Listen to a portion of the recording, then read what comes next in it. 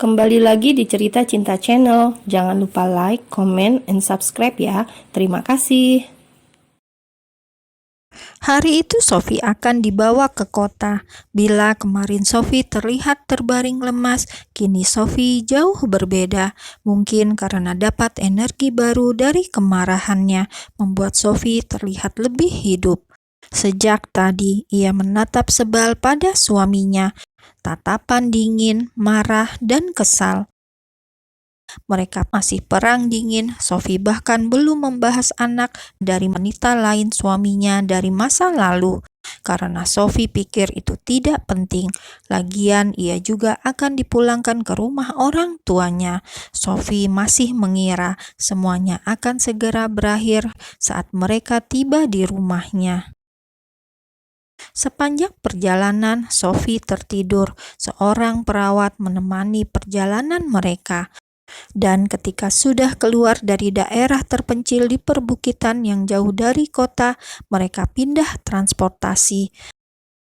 Kini sebuah mobil besar sedang menunggu mereka, siap mengantar ke kota tujuan.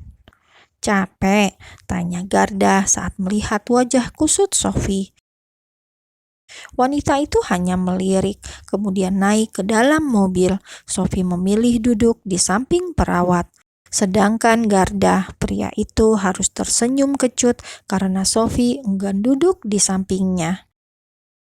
Mobil pun mulai melaju saat semua sudah masuk dan duduk di dalam. Melesat cepat tapi tidak terasa. Mesinnya halus, membuat jalan yang bergelombang pun tidak begitu kentara.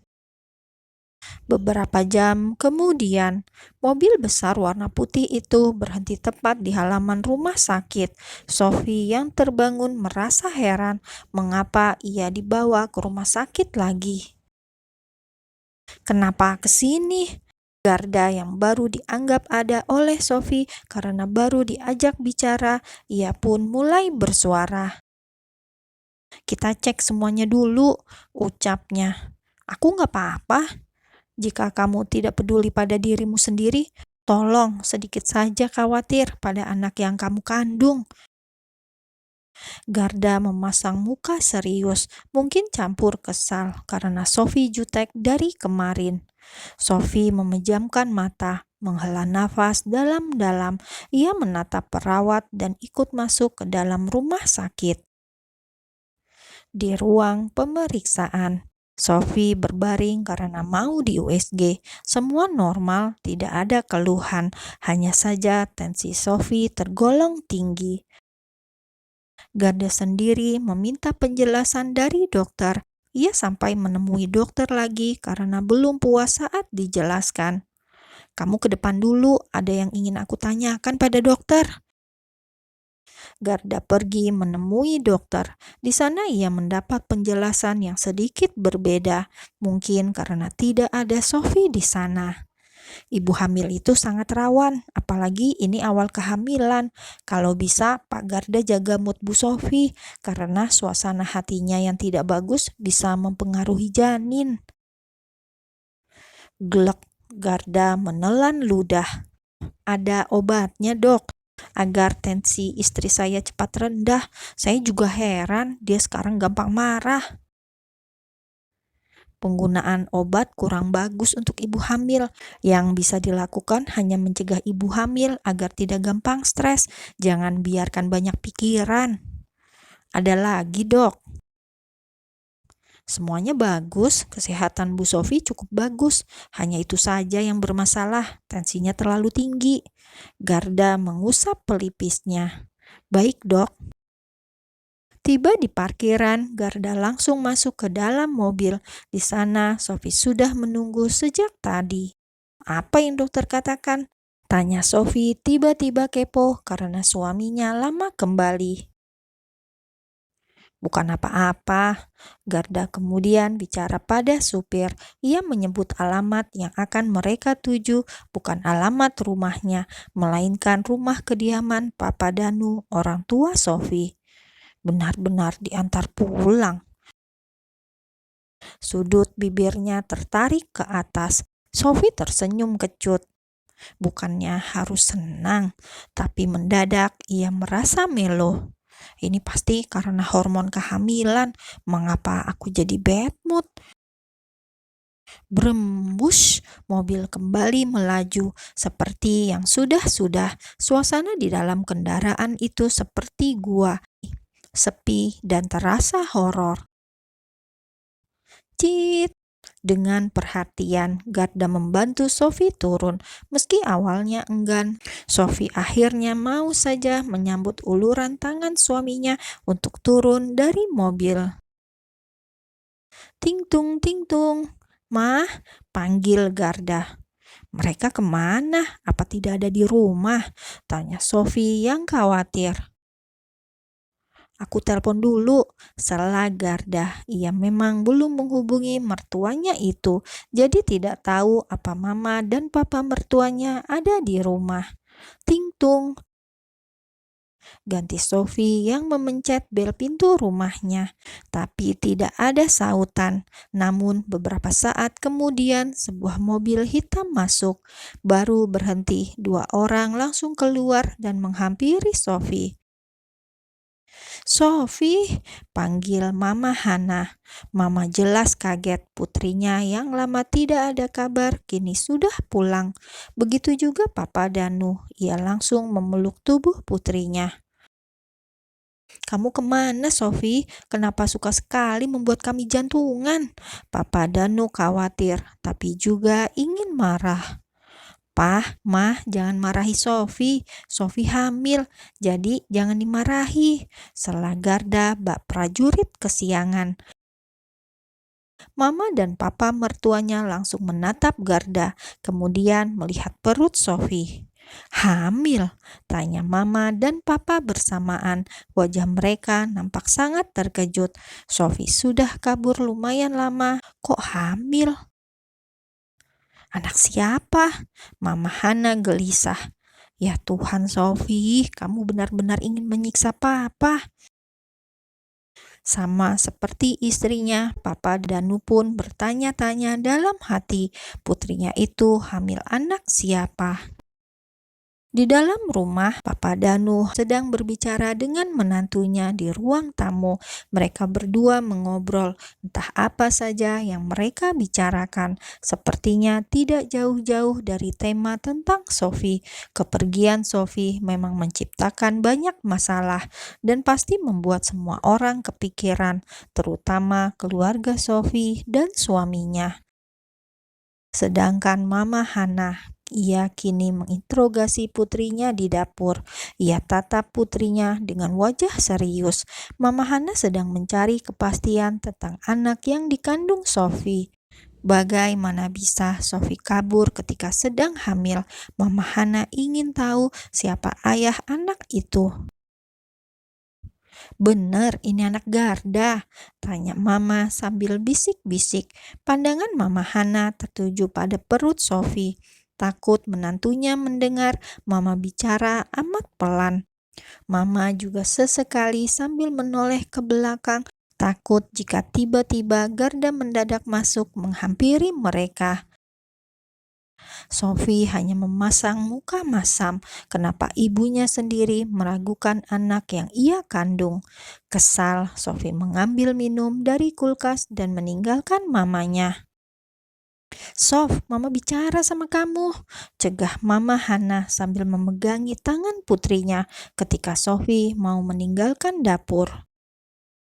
Mah, Mama pikir Sophie wanita apaan? Protes Sophie kesal. Ia marah karena mamanya sendiri tidak percaya, malah meragukan putrinya sendiri.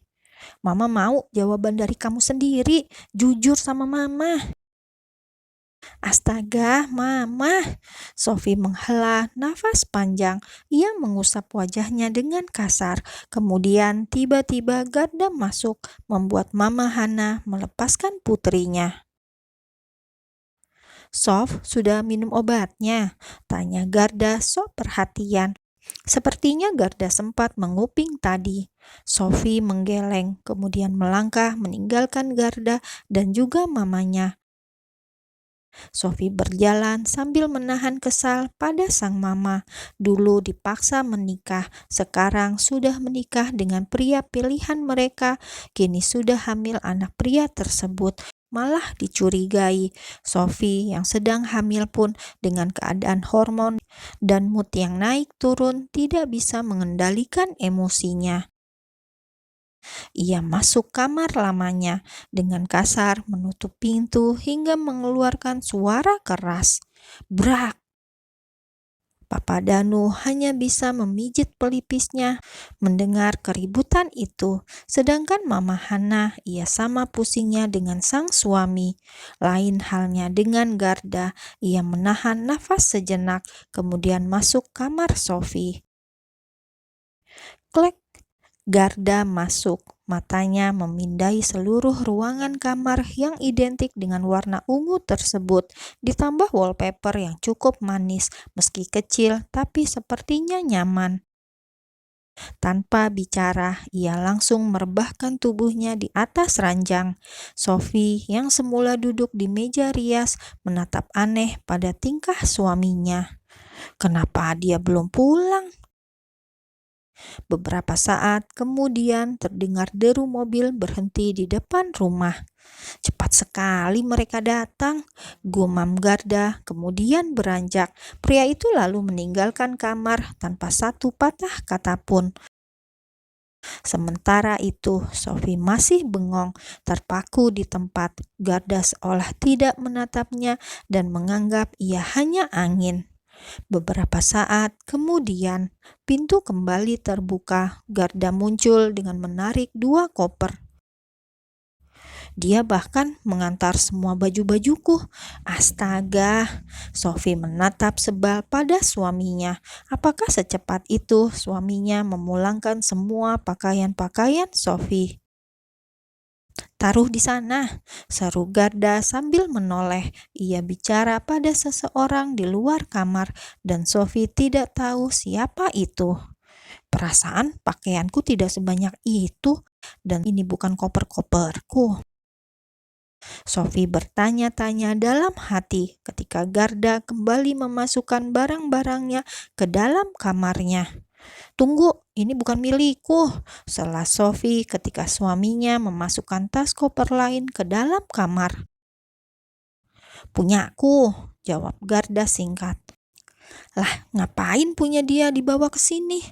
Sophie memutar otak, ia kemudian mengernyitkan dahi.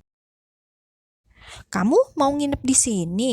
Tanya Sophie sambil mendekat. Ia berjalan menghampiri suaminya yang terlihat begitu santai tersebut. Bak kamar Sophie adalah kamar pria tersebut. Garda menggeleng dengan santai. Pria itu mendorong masuk tas semakin dalam, menaruhnya tepat di depan lemari jati yang besar di samping ranjang. Kalau nggak nginep, kenapa bawa banyak barang dan tas ke sini? Celetuk Sophie. Hamil membuatnya tambah galak. Sementara itu, Garda kini berdiri tegap, kemudian menatap sosok wanita yang menatapnya dengan tak bersahabat. Aku akan tinggal di sini. Alis Sophie langsung menukik tajam ke bawah. Tunggu, apa maksudnya dengan tinggal di sini? Dia mau di sini bersamaku. Bukannya kita lagi marahan dan astaga, kamu mau memenjarakanku di rumah mama rupanya, gumam Sophie dengan hidung yang sudah kembang kempis. Rumah ini kecil, kamu pasti tidak nyaman. Ranjangnya kecil, lebih baik pulanglah, ujar Sophie kemudian. Ia berusaha untuk membuat Garda tidak nyaman di rumahnya. Aku rasa tidak, cukup luas kalau kita tidur bersama di sana. Asal kita tidur dengan tenang, pasti tidak apa-apa.